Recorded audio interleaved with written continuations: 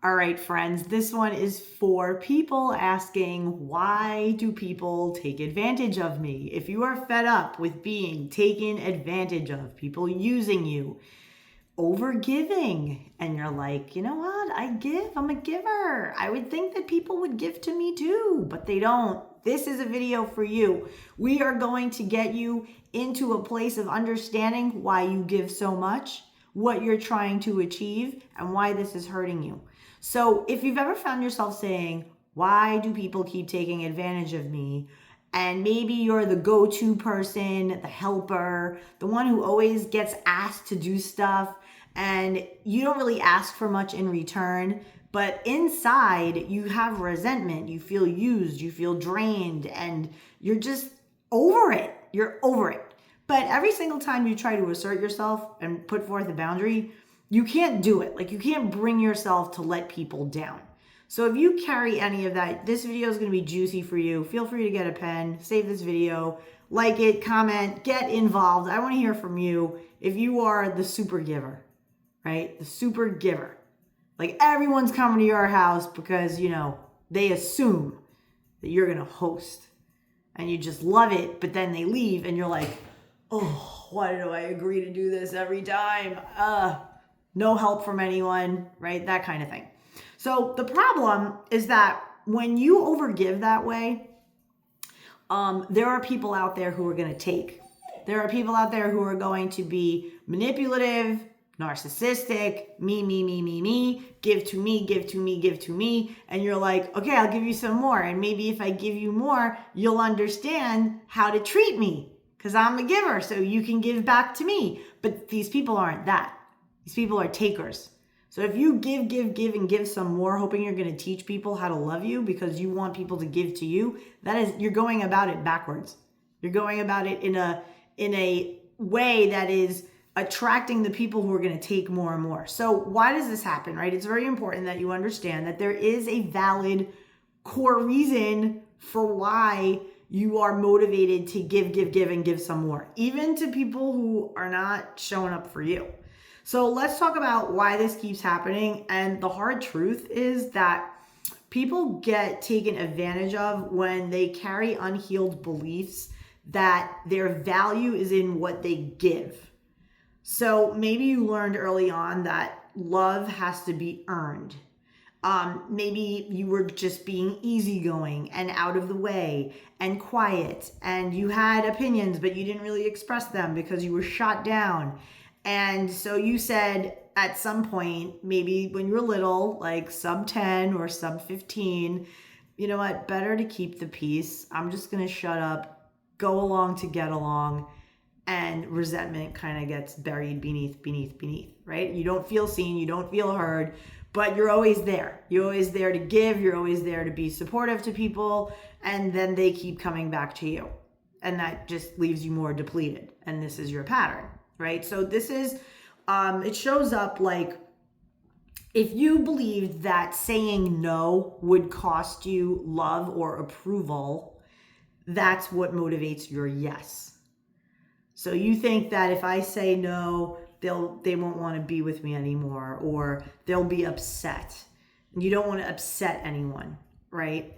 And so if you were raised around people who had like super volatile emotions, your survival mechanism as a kid, which you quickly catch on to, is I don't want to ruffle any feathers. I don't want anybody yelling at me. I don't want anybody getting on me because I just make a simple suggestion, or I say I don't feel like doing this, or what if we do it this way? And like if I make any kind of suggestion like that, they're only going to blow up at me. So I'm just going to shut up, acquiesce, and let things roll. But this makes it where you're just saying yes, when you really want to say no, this doesn't work for me.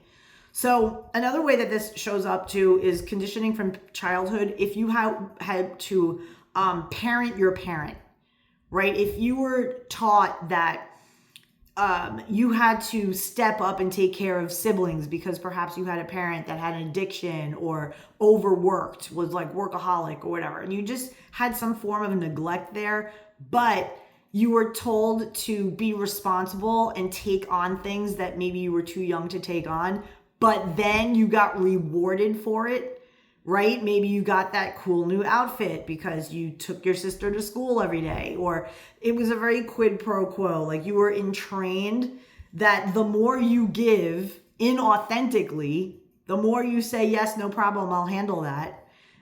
Yes, no problem, I can help. The more you'll be rewarded. So this is like a training mechanism that happens, and it's very hard to break. And I see this all the time with my clients.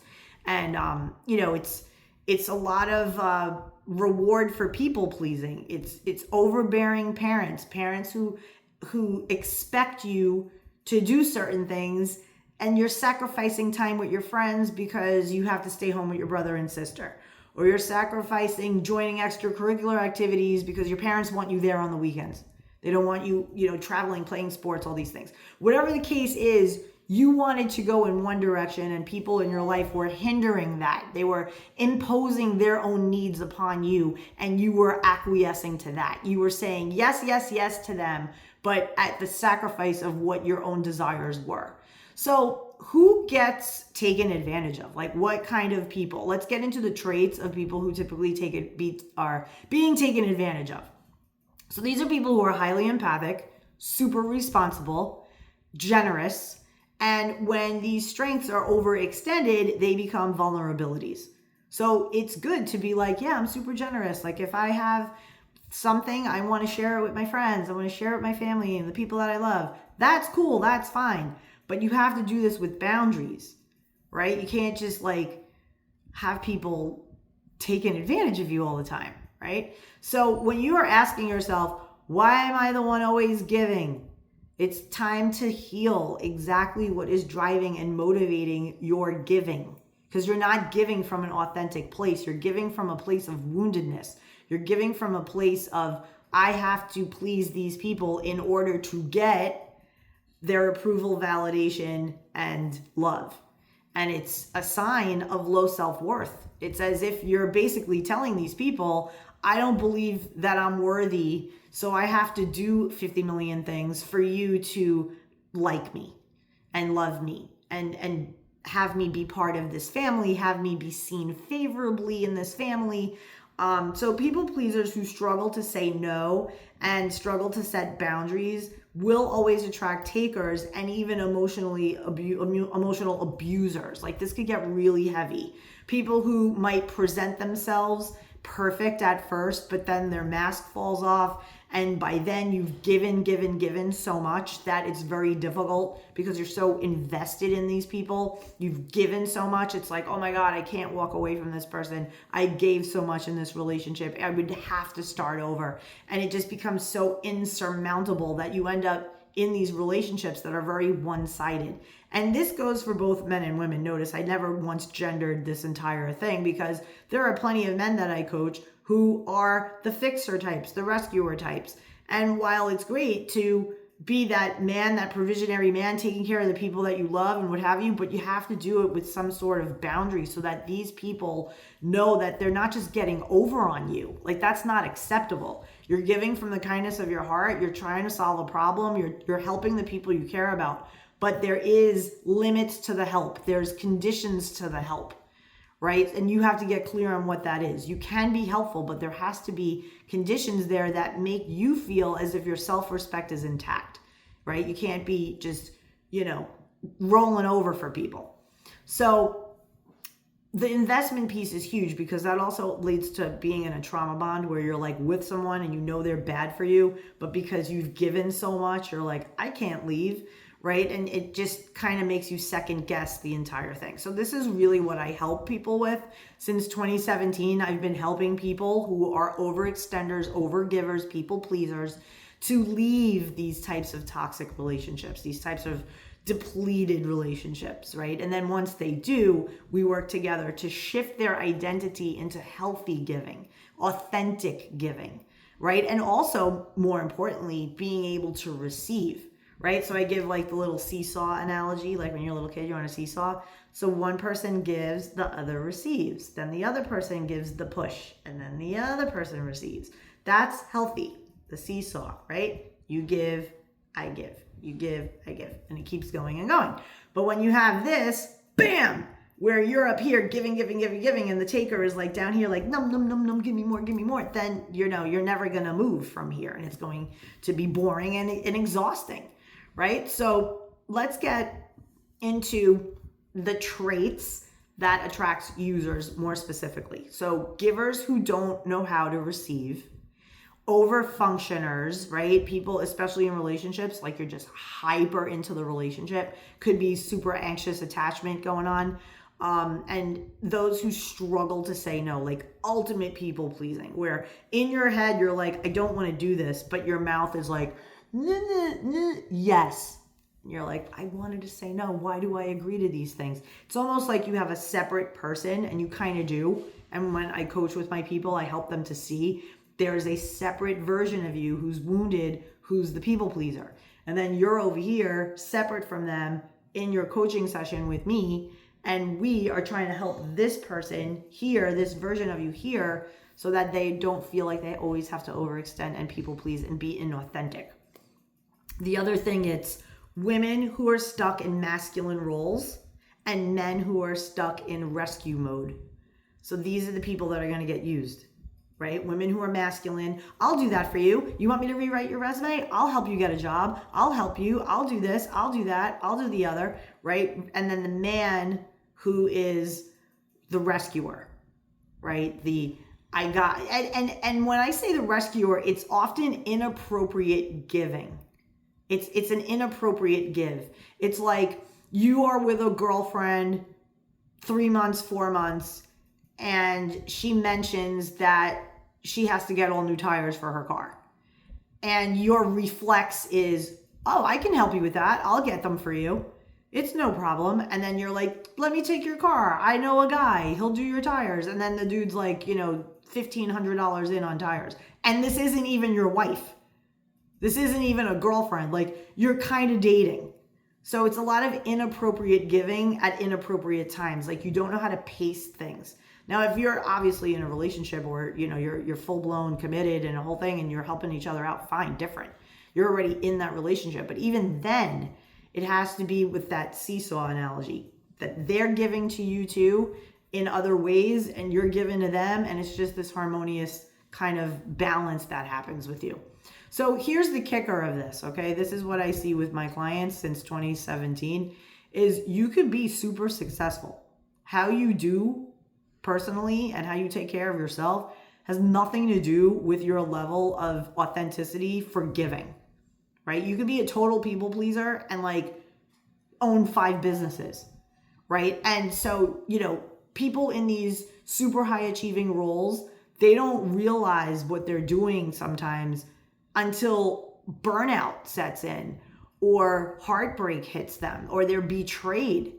And they're like, what the hell? I was giving and giving and giving to this person and this is how they did me so dirty. Like, what the hell? And it throws them for a loop. So you can have all your life together, but when it comes to this one thing, you revert into some other version of yourself who's running the show and makes the decisions to just give, and people please. That's how you can tell you have an unhealed past wound, probably childhood. And if you don't get that handled, your relationships will always repeat that same cycle. So comment in the comments if this is hitting you and this is resonating, because I want to know, when were you an overgiver? Is it with family? Is it with romantic relationships? Is it with workplace? I help with all of it, right? So I want to hear from you, because there's a lot of people who overgive at the workplace, but then undergive at home, or vice versa. They super give to their kids and family and whatever. And then at the workplace, they're very boundary, they're healthy, they're good. So it really depends on the person. So feel free to comment. I read all the comments. I want to be all up in your business. Feel free to put the comments.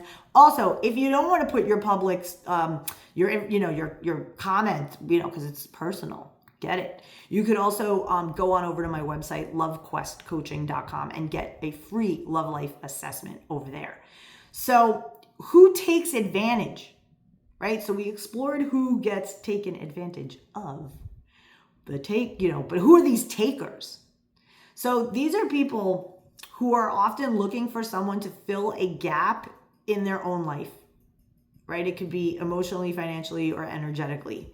And these basically people, they sense who it's easiest to take from. So these people can be narcissistic, emotionally unavailable partners, people with poor boundaries themselves, they don't have good boundaries, and manipulative people who test limits.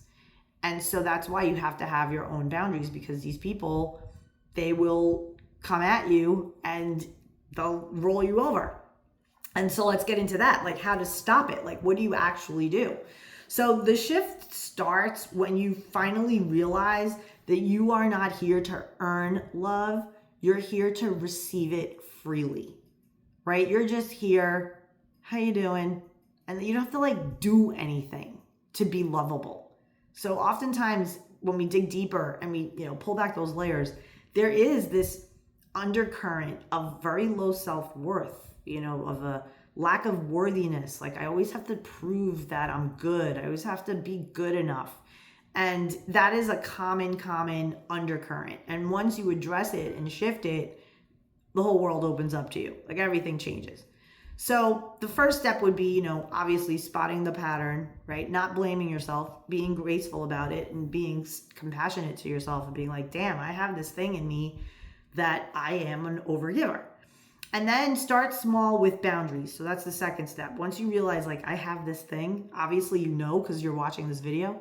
But the second step is to start with boundaries and think about taking a minute, right? Take a minute. Instead of just responding, yes, I'll do that for you. Say, you know what? Let me get back to you. I'm going to look at my calendar and see like if I can even help before I just say yes. And then I'd have to cancel. I'd hate to do that.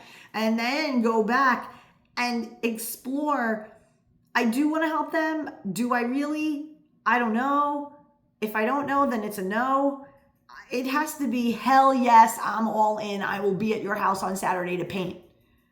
Right? It can't be, I don't know. I don't really want to. No squishy. If it's squishy, it's inauthentic. Your yes will be inauthentic.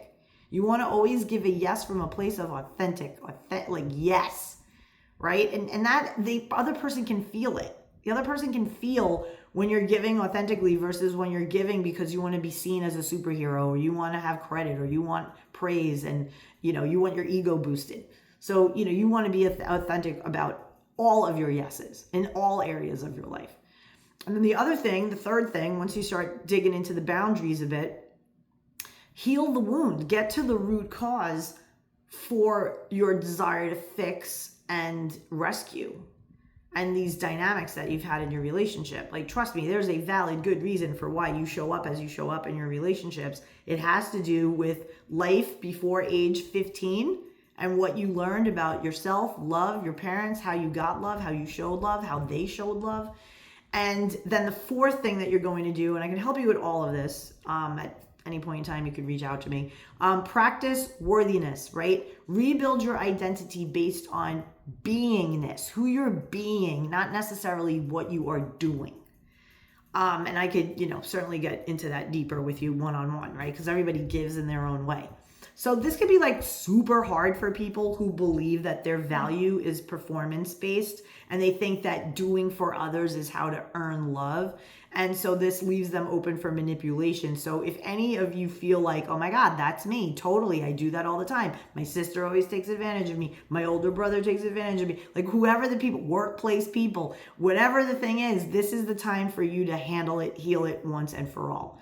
You could, get your free love life assessment at lovequestcoaching.com. Subscribe to this channel for more information on love, self-love, boundaries, self-worth, navigating relationships, dating, and share your experience in the comments. I want to hear from you. Thanks so much for your time and attention. If I can help you in any way, let me know. And I'll leave you with this question.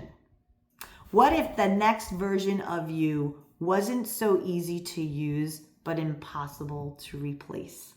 What if? Let's find that person. They exist in you. All right, until the next one. Bye.